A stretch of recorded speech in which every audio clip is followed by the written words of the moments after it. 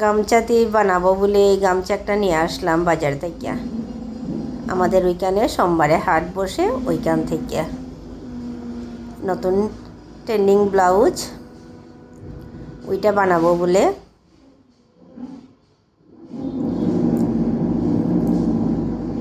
এই যে দেখো আমি কাটিং করি।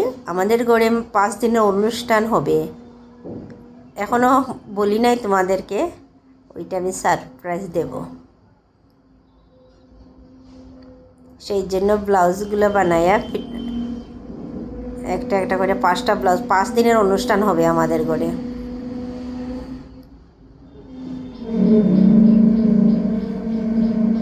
এতটুকুই। ওইটা ব্লাউজ পুরা লুকটা আমি পরের ভিডিওতে দেখাবো। টাটা।